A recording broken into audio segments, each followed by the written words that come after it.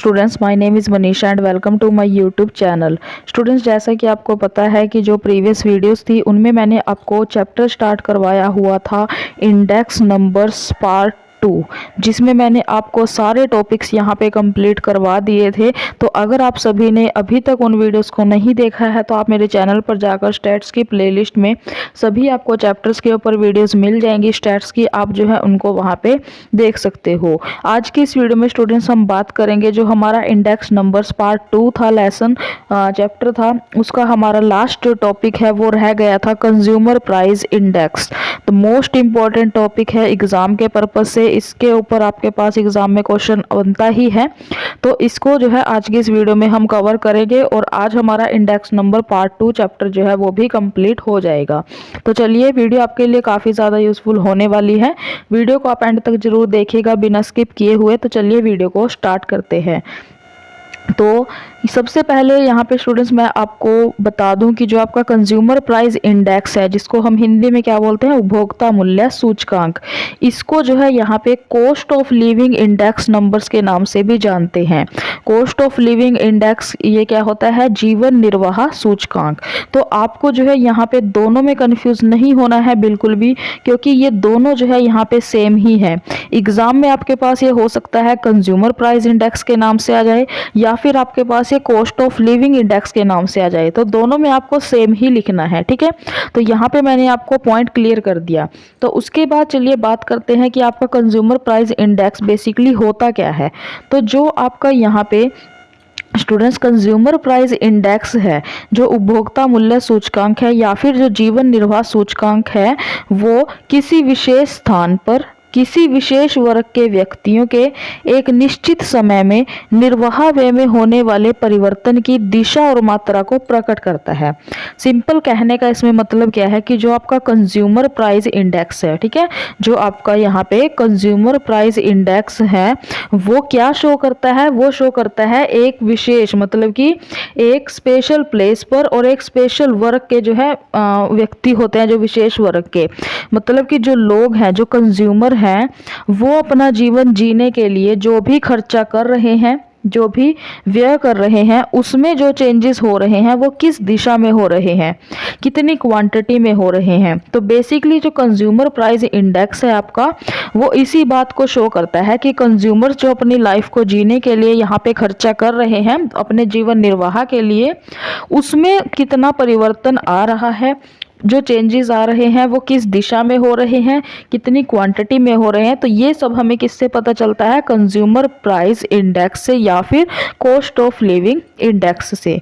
इसका जो है यहाँ पे ऑब्जेक्टिव क्या होता है, अब तो इसका जो है यहाँ पे कंज्यूमर प्राइस इंडेक्स का मेन ऑब्जेक्टिव क्या होता है, ये जानना होता है कि जो कंज्यूमर है उसने अपने जीवन निर्वाह में, अपने जीवन को जीने के लिए जो भी वो खर्चा करता है, जो भी व्यय करता है, उसमें कितनी वृद्धि हुई है या फिर कितनी कमी हुई है।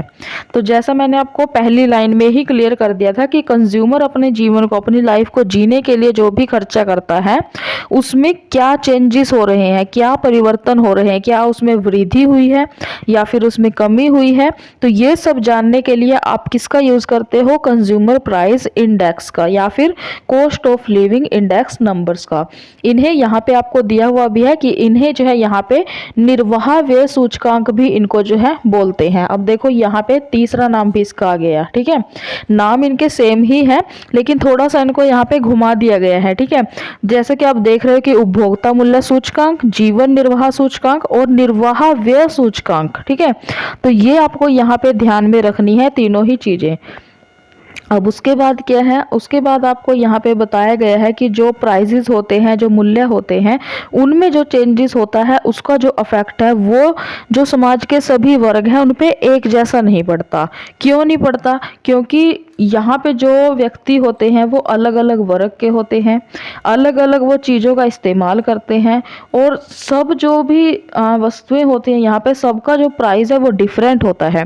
तो यहाँ पे जब सब वस्तुओं के यहाँ पे, सब गुड्स के यहाँ पे प्राइजेस अलग अलग हैं और जो व्यक्ति उनको यूज़ कर रहे हैं वो भी जो है अलग अलग वर्ग से हैं और अलग अलग वो चीज़ों का उपभोग कर रहे हैं, चीज़ों को यूज़ कर रहे हैं, तो जो प्राइजेस का में जो भी चेंजेस होगा उसका जो इफेक्ट होगा वो सब पे एक जैसा कैसे पड़ेगा, एक जैसा तो नहीं पड़ेगा, क्योंकि सब जो है यहाँ पे अलग अलग वस्तुओं को यूज़ कर रहे हैं और सबके प्राइजेस में जो है यहाँ पे अलग अलग चेंजेस हो रहे हैं। ठीक है, तो इसलिए यहाँ पे जो है विभिन्न स्थानों पर विभिन्न वर्गों के लिए अलग अलग जीवन निर्वाह सूचकांक जो है यहाँ पे बनाए जाते हैं। मतलब कि सबके ऊपर यहाँ पे अफेक्ट जो है इसका सेम नहीं है, इसलिए हमें सबके लिए जो है यहाँ पे हर वर्ग के लिए, ठीक है, अलग अलग जितने भी वर्ग हैं, जितने भी प्लेस हैं, सबके लिए हमें जो है यहाँ पे अलग अलग अपना जीवन निर्वाह सूचकांक जो है हमें यहाँ पे बनाने पड़ेंगे। कॉस्ट ऑफ लिविंग इंडेक्स या फिर कंज्यूमर प्राइस इंडेक्स हमें अलग अलग यहाँ पे फाइंड करने होंगे।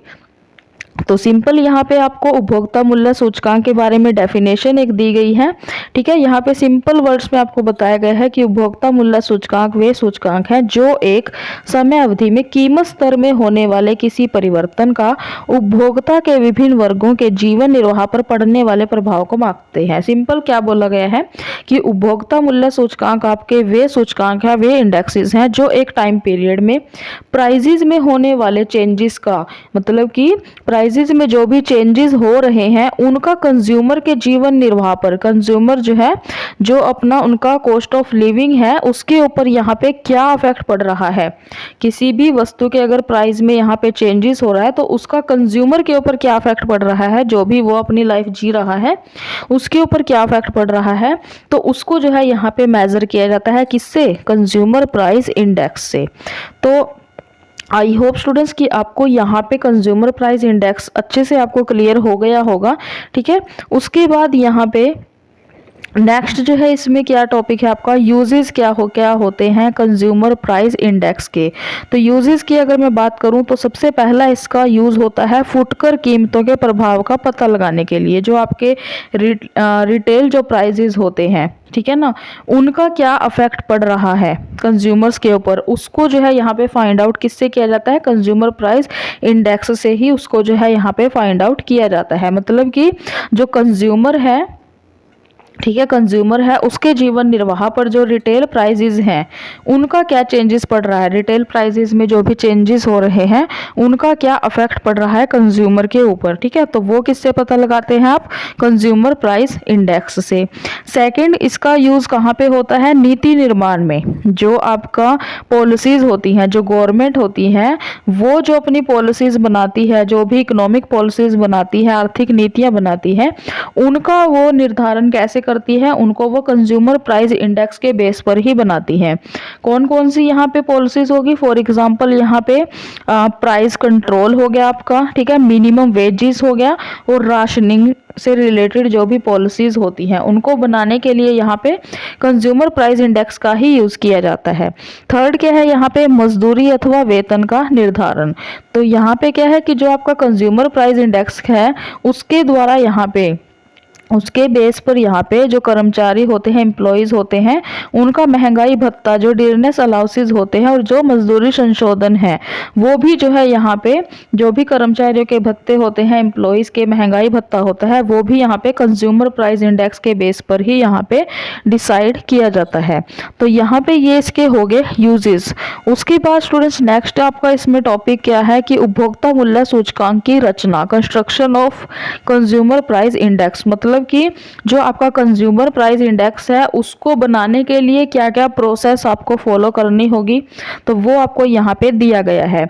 तो सबसे पहले क्या स्टेप आपको इसमें फॉलो करना होगा, सबसे पहले वर्ग का निर्धारण, decision about the class of people. मतलब कि जब भी आप कंज्यूमर प्राइस इंडेक्स को बनाओगे तो उससे पहले आपको सबसे पहले यहाँ पे डिसाइड करना होगा कि आप जो है यहाँ पे किस वर्ग के व्यक्तियों के लिए यहाँ पे आप जो है कंज्यूमर प्राइस इंडेक्स बनाना चाहते हो। ठीक है, मतलब कि जो कंज्यूमर्स हैं वो किस वर्ग से रिलेटेड है, वो क्या वो औद्योगिक श्रमिक हैं, या फिर वो टीचर्स हैं, या फिर वो ऑफिसेज में काम करने वाले एम्प्लॉयज़ हैं। तो ये आपको सबसे पहले पता होना चाहिए कि आपको यहाँ पे कंज्यूमर प्राइस इंडेक्स जो बनाना है वो किसके लिए बनाना है। ठीक है, सेकंड जो आपको पॉइंट है इसमें, पारिवारिक बजट अनुसंधान का आयोजन करना। अब आपने ये डिसाइड कर लिया कि आपको जो है किस वर्ग के लिए यहाँ पे किस क्लास के लोगों के लिए आपको यहाँ पे इंडेक्सेस कंज्यूमर प्राइस इंडेक्स बनाना है, ये आपने फाइंड आउट कर लिया।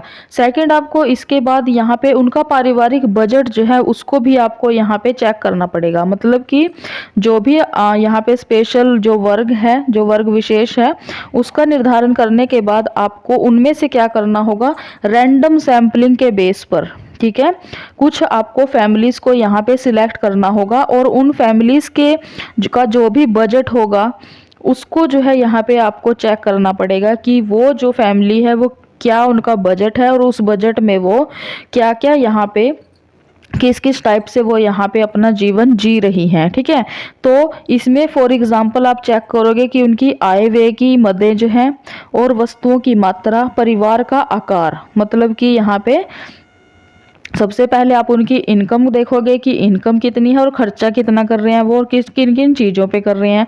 उसके बाद जो क्वांटिटी कितनी है, जो भी वो चीज़ें यूज़ कर रहे हैं उसकी क्वांटिटी कितनी है और जो फैमिली है उसका साइज़ कितना है। ठीक है ना, तो ये सब चीज़ें जो है यहाँ पे फाइंड आउट करनी होगी। उसके बाद यहाँ पे क्या बताया गया है कि अगर हमें इन चीज़ों का पता लग जाए तो जो उपभोग की गई वस्तुएं हैं उनको यहाँ पे 5 श्रेणियों में बांट लिया जाता है। फॉर एग्जाम्पल यहाँ पे फूड हो गया, क्लोथिंग होगी, fuel and lighting, house rent और मिसलेनियस, मतलब कि ये सब चीज़ें दी गई हैं एग्जाम्पल के तौर पे, जिनको फाइंड आउट किया जाता है कि इनके ऊपर कितना खर्चा यहाँ पे आ रहा है। तो ये सब चीज़ें देखने के बाद उसके बाद यहाँ पे क्या किया जाता है, मूल्यों को प्राप्त करना, ऑब्टेनिंग प्राइस। ठीक है, कोटेशंस, इसमें क्या है कि जो जब गुड्स को सिलेक्ट कर लिया, ठीक है, कि किन किन गुड्स पे यहाँ पे खर्चा हो रहा है, तो उन गुड्स को सिलेक्ट करने के बाद उनके जो यहाँ पे रिटेल जो प्राइजेज हैं, जो फुटकर मूल्य है, वो यहाँ पे प्राप्त किए जाते हैं। ठीक है, और जो यहाँ पे चुनी हुई वस्तुओं के फुटकर मूल्य है वो उन स्थानों के विश्वसनीय सूत्रों द्वारा ज्ञात किए जाते हैं जहाँ से उस वर्ग के व्यक्ति वस्तुओं को खरीदते हैं। कहने का मतलब क्या है, आपने यहाँ पे वर्ग का निर्धारण कर लिया कि के लिए आपको यहाँ पे कंज्यूमर प्राइस इंडेक्स बना रहे हो। उसके बाद आपने यहाँ पे पारिवारिक बजट जो है उनका वो आपने देख लिया, फैमिली बजट इंक्वायरी, कि वो किन किन चीज़ों पर कितना यहाँ पे खर्चा करते हैं, एक्सपेंडिचर करते हैं। उसके बाद आपको यहाँ पे प्राइस कोटेशंस है जो वो आपको यहाँ पे लेनी होगी। जब भी आपने यहाँ पे गुड्स को सिलेक्ट कर लिया उनके बाद जो रिटेल प्राइजेस हैं उनके वो आपको यहाँ पे लेने होंगे, और वो रिटेल प्राइजेस आप कहाँ से लोगे, वो वहाँ से लोगे जहाँ से उस वर्ग के जो व्यक्ति हैं वो अपने प्रोडक्ट्स को खरीदते हैं, जिन दुकानों से वो खरीदते हैं, जहाँ से वो सामान खरीदते हैं उन दुकानों से जो है आपको यहाँ पे इंक्वायरी करनी होगी और वहीं से आपको जो है यहाँ पे जो रिटेल प्राइजेस हैं वो लेने पड़ेंगे। तो यहाँ पे ये थर्ड पॉइंट हो गया। उसके बाद यहाँ पे फोर्थ पॉइंट क्या है, टू डिसाइड वेट।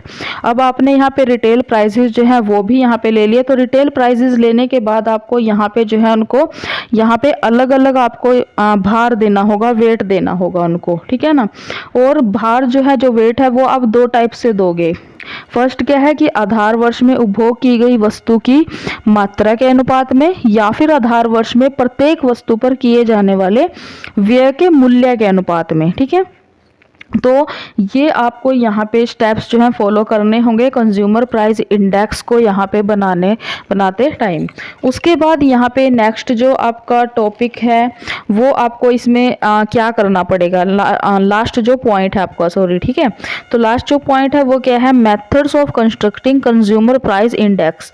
अब आपने ये डिसाइड कर रहे हो ना कि आपको कंज्यूमर प्राइस इंडेक्स बनाना है, तो बनाने के लिए क्या क्या करना पड़ेगा। तो आपने वेट भी दे दिया गुड्स को, अब आपको उसके बाद जो है मेथड का यूज करना होगा कि किस मेथड का यूज करके जो है आप यहाँ पे कंज्यूमर प्राइस इंडेक्स को बनाओगे। ठीक है, तो यहाँ पे आपको बेसिकली 2 मेथड दिए गए हैं, एग्रीगेट एक्सपेंडिचर मेथड जिसको आप बोलते हो समूही व्यय विधि, और सेकंड क्या है, फैमिली बजट मेथड, पारिवारिक बजट विधि। तो ये 2 मेथड हैं जिनका यूज करके आप यहाँ पे कंज्यूमर प्राइस इंडेक्स को यहाँ पे बनाओगे। तो सबसे पहला जो मेथड है आपका इसमें एग्रीगेट एक्सपेंडिचर मेथड, समूही व्यय विधि। तो इस मेथड में क्या किया जाता है, इस मेथड में यहाँ पे बेस ईयर जो होता है, जो आधार वर्ष होता है, उसमें यहाँ पे यूज की गई क्वांटिटी को जो है यहाँ पे भार के रूप में यूज किया जाता है, वेट के रूप में यूज किया जाता है। तो एग्रीगेट जो एक्सपेंडिचर मेथड है उसमें यहाँ पे कंज्यूमर प्राइस इंडेक्स जिसको P01 से डिनोट किया गया है, ये किसके इक्वल होता है, is equal to sigma P1 Q0, divide करेंगे उसको सिग्मा P0 Q0 से और मल्टीप्लाई किससे करेंगे 100 से। तो ये आपका यहाँ पे फॉर्मूला रहेगा कंज्यूमर प्राइस इंडेक्स को कैलकुलेट करने का, किसमें, एग्रीगेट एक्सपेंडिचर मेथड में। तो यहाँ पे आपको क्या बताया गया है कि जो आपकी ये एग्रीगेट एक्सपेंडिचर मेथड है वो जो है यहाँ पे लेस्पियर मेथड के जैसा ही है। जो लेस्पियर मेथड मैंने आपको पहले प्रीवियस जो वीडियोस थी उनमें मैंने आपको सभी मेथड्स यहाँ पे करवा दिए थे। लेस्पियर मेथड हो गया, पास्चे मेथड हो गया, फिशर का हो गया, ठीक है। तो ये सब जो मेथड्स हैं वो मैंने आपको पहले ही कवर करवा दिए थे। तो उसके बाद यहाँ पे आपको स्टेप्स दिए गए हैं कि आप कैसे कैलकुलेशन करोगे। तो सबसे पहले आप क्या करोगे, यहाँ पे Q0 को आप फाइंड करोगे।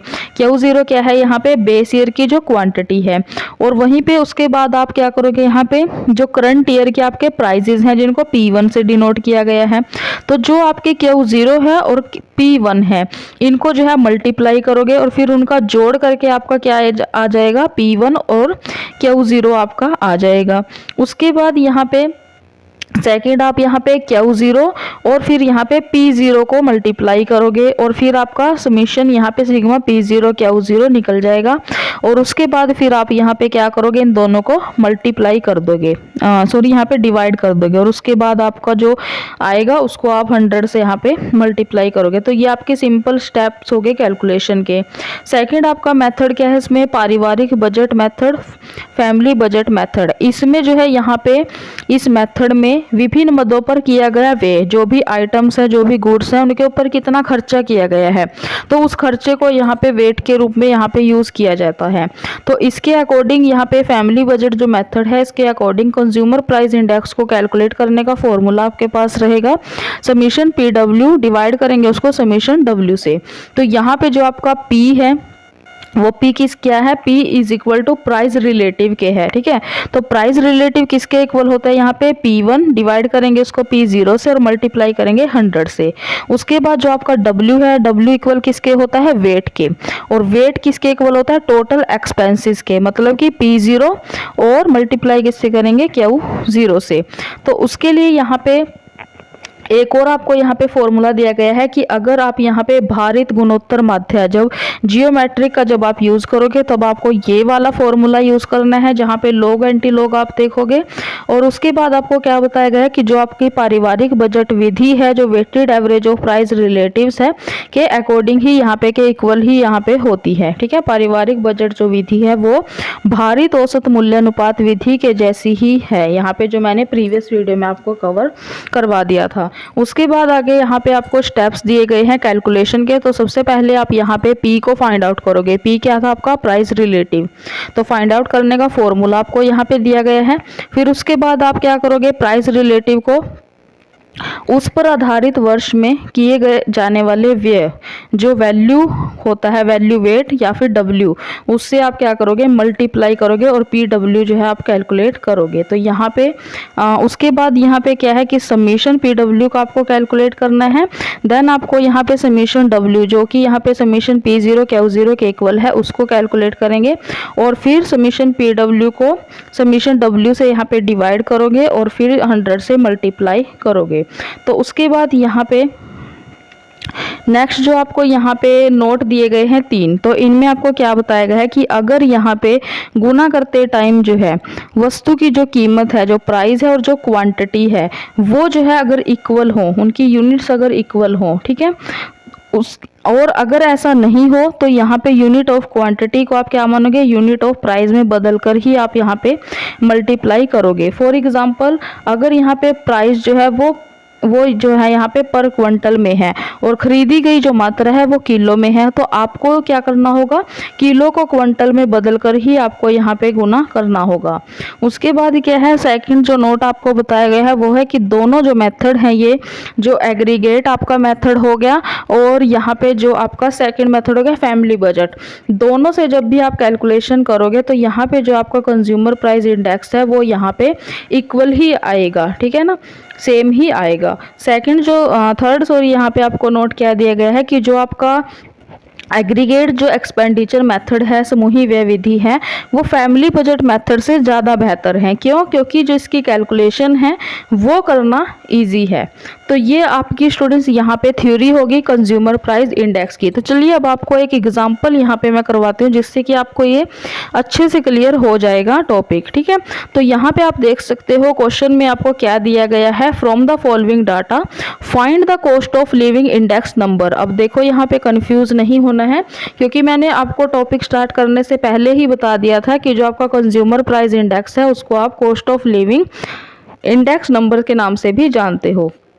तो इन्होंने यहाँ पे जो है इसी चीज़ का यूज़ किया। इन्होंने क्या दिया यहाँ पे कि cost of living index of 1990 on the basis of 1980 के बेस पे आपको जो है यहाँ पे 1990 का जो भी डाटा है वो आपको दिया गया, और आपको सिंपल यहाँ पे cost of living index number को फाइंड आउट करना है। दो मेथड्स आपको दिए गए हैं, एग्रीगेट एक्सपेंडिचर मेथड और फैमिली बजट मेथड। इन दोनों मेथड का यूज़ करके आपको जो है यहाँ पे फाइंड आउट करना है cost of living index number या फिर कंज्यूमर प्राइस इंडेक्स नंबर। तो सिंपल यहाँ पे क्वेश्चन में आपको आइटम्स दी गई है कि क्या क्या आइटम्स हैं। यहाँ पे आपको दी गई है व्हीट जिसको गेहूं बोलते हैं, ठीक है, राइस दिए गए हैं, शुगर है, घी है, क्लोथिंग, फ्यूल और रेंट, ये आइटम्स दी गई हैं। उसके बाद यहाँ पे क्वांटिटी कंज्यूम्ड इन 1980 में यहाँ पे क्वांटिटी जो है वो कितनी रही है, जो भी कंज्यूम किया है। तो जो व्हीट है, गेहूं है, उसकी क्वांटिटी कितनी है, 2 क्विंटल है।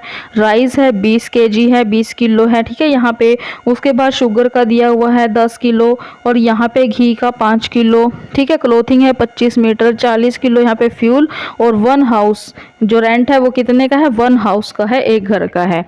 उसके बाद यहाँ पे आपको यूनिट्स जो है वो दी गई हैं कि किन में यहाँ पे दी गई हैं ये चीज़ें। तो किन में दी गई हैं, ये क्विंटल में दिया गया है, ये किलो में दिया गया है आपका राइस, ठीक है। ऐसे जो है आपको ये सारी चीज़ें यहाँ पे दी गई हैं। उसके बाद यहाँ पे प्राइसेस आपको दिए गए हैं कि 1980 में जो प्राइसेस हैं वो गेहूं का प्राइसेस रहा है 75 रुपये प्रति क्विंटल, ठीक है। और यहाँ पे 12 किलो मतलब कि 1 केजी यहाँ पे कितने का है, 12 रुपये का है, ठीक है। राइस है तो यहाँ पे 1990 के प्राइसेस आपको दिए गए हैं, ठीक है। तो ये सब चीज़ें आपको क्वेश्चन में दी गई हैं। तो उसके बाद जब भी आप यहाँ पे कंज्यूमर प्राइस इंडेक्स को आप सबसे पहले कैलकुलेट किससे करोगे, एग्रीगेटिव एक्सपेंडिचर मेथड से। तो इसके लिए आपको फॉर्मूला मैंने आपको पहले ही बता दिया है। तो सिंपल आपको क्या करना है, यहाँ पे आइटम्स को लिख लेना है, उसके बाद यहाँ पे आपको क्वांटिटी को लिख लेना है, जो भी क्वांटिटी है, और फिर यूनिट्स आपकी ये क्वेश्चन से ही आ जाएंगी। उसके बाद प्राइजेस आपको लिख लेना है, जो 1980 के प्राइजेस हैं वो जो है आपके यहाँ पे बेस ईयर के होंगे, P0 जिसको आप बोलोगे, और जो 1990 के प्राइजेज हैं वो करंट ईयर के हैं आपके, ठीक है, जो इसको आप P1 से डिनोट करोगे। तो यहाँ पे आपने ये प्राइजेज जो आपको दिए गए हैं वो लिख लिए आपने। सिंपल आपको क्या करना है, सबसे पहले आपको फॉर्मूले के अकॉर्डिंग P0 Q0 कैलकुलेट करना है। तो P0 आपका कितना है, यहाँ पे वीट के लिए यहाँ पे P0 है आपका 75, और Q0 यहाँ पे कितना है, Q0 है ये वाला, तो Q0 यहाँ पे कितना है, 2 क्विंटल। तो आपको सिंपल क्या करना है, जो आपका P0 है 75 है, इसको आपको मल्टीप्लाई किससे करना होगा, Q0 से, 2 से। तो जब आप यहाँ पे 75 को 2 से मल्टीप्लाई करोगे तो आपके पास यहाँ पे 150 आ जाएगा।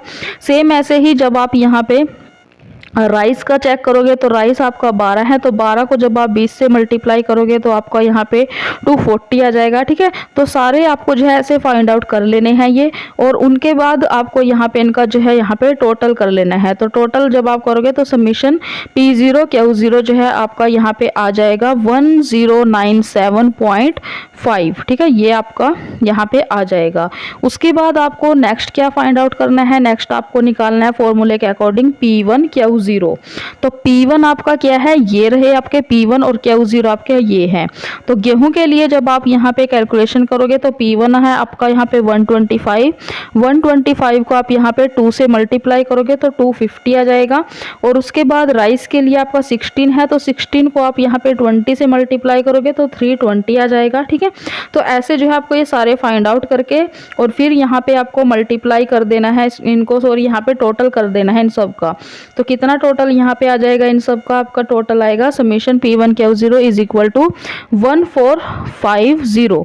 तो जब आपके पास ये दोनों चीज़ें होगी तो सिंपल आपका फॉर्मूला यही था कि आपको कंज्यूमर प्राइस इंडेक्स नंबर आपका किसके इज इक्वल होगा, समीशन P1 Q0, और डिवाइड किससे करेंगे उसको, समीशन P0 Q0 से, और मल्टीप्लाई करेंगे 100 से। तो यहाँ पे हमने P0 Q0 भी निकाल लिया है और P1 Q0 भी। तो सबसे पहले आपका जो P1 Q0 है वो कितना आया था यहाँ पे 1450, तो वो यहाँ पे लिख लिया, और उसके बाद डिवाइड किससे करेंगे, P0 Q0 से, जो आपका ये है 1097.5। तो ये यहाँ पे लिख के मल्टीप्लाई कर देंगे 100 से। तो आपके पास यहाँ पे जो आंसर है, जो आपका कंज्यूमर प्राइस इंडेक्स है, वो कितना आ जाएगा 132.12।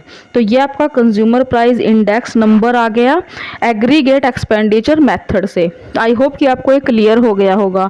उसके बाद यहाँ पे जो सेकंड इन्होंने मेथड दिया था, इसके थ्रू भी आपको जो है यहाँ पे इनको फाइंड आउट करना था कंज्यूमर प्राइस इंडेक्स नंबर को। तो फैमिली बजट मेथड का जब आप यूज़ करोगे तो सेम आपको ऐसे ही सब चीज़ें लिख लेनी है जो आपको क्वेश्चन में दी गई हैं, ठीक है। तो ये सारी चीज़ें आपको दी गई हैं। फैमिली बजट में आप यहाँ पे प्राइस रिलेटिव को कैलकुलेट कर रहे थे, जो आपका P है वो प्राइस रिलेटिव है, तो वो किसके इक्वल है, यहाँ पे फॉर्मूला आपको सिंपल दिया गया है, ठीक है। फॉर्मूला यहाँ पे आपको खुद से ही लिखना होगा, ये तो आपको सिर्फ यहाँ पे क्वेश्चन सॉल्व किया हुआ है, लेकिन एग्जाम में अगर आपके पास क्वेश्चन आएगा तो आपके पास सिर्फ ये वाला डाटा होगा, आपको ये फॉर्मूले याद करने पड़ेंगे। और यहाँ पे फॉर्मूला आपका ये रहा, ठीक है। तो P1 यहाँ पे आपका क्या है, यहाँ पे गेहूं के लिए P1 है आपका 125, और यहाँ पे P0 कितना है, यहाँ पे 75 है। तो इसको यहाँ पे 125 को 75 से यहाँ पे डिवाइड करोगे और उसके बाद 100 से मल्टीप्लाई करोगे, तो आपका यहाँ पे P यहाँ पे प्राइस रिलेटिव निकल जाएगा। तो सेम ऐसे ही आपको राइस का भी कर लेना है, ठीक है। राइस का भी कर लेना है, 16 डिवाइड करोगे 12 से और मल्टीप्लाई किससे करोगे, 100 से, तो आपका यहाँ पे 133.33 यहाँ पे आ जाएगा। तो सेम आपको ऐसे ही सारे ये फाइंड आउट कर लेने हैं, P की वैल्यू जो है वो आपको निकाल लेनी है। उसके बाद यहाँ पे आपको W जो है वो फाइंड आउट करना है। तो W किसके इज इक्वल है, P0 और Q0 को। तो अब सिंपल आपको यहाँ पे क्या करना है, जो आपका P0 है, P0 यहाँ पे है, ये वाला है P0, और Q0 आपके पास क्या है, ये है। तो सिंपल आपको P0 को Q0 से मल्टीप्लाई करना है, गुना करना है। तो P0 यहाँ पे कितना है 75 गेहूं के लिए, और Q0 कितना है 2 क्विंटल। तो यहाँ पे 75 को 2 से मल्टीप्लाई जब आप करोगे तो 150 आ जाएगा। और सेम आपको राइस का भी ऐसे ही कर लेना है, 12 को यहाँ पे आपको 20 से मल्टीप्लाई करना है, तो आपका 240 आ जाएगा। तो सेम आपको यहाँ पे W की भी कैलकुलेशन कर लेनी है। उसके बाद यहाँ पे W आपको समीशन W चाहिए ना, तो समीशन के लिए यहाँ पे आपको इन सबको यहाँ पे टोटल कर देना है। तो जैसे ही आप टोटल करोगे तो यहाँ पे आपके पास समीशन W जो है आपके पास निकल जाएगा 1097.5। और उसके बाद जो है आपको यहाँ पे PW को भी फाइंड आउट करना है। तो P आपने निकाल लिए ये वाले, W आपने निकाल लिए ये वाले। तो P को W से मल्टीप्लाई करना है। तो P कितना है 166.66, इसको मल्टीप्लाई करना है 150 से, तो आपके पास PW की वैल्यू आ जाएगी। सेम राइस का भी आपको ऐसे ही मल्टीप्लाई करके निकाल लेने हैं।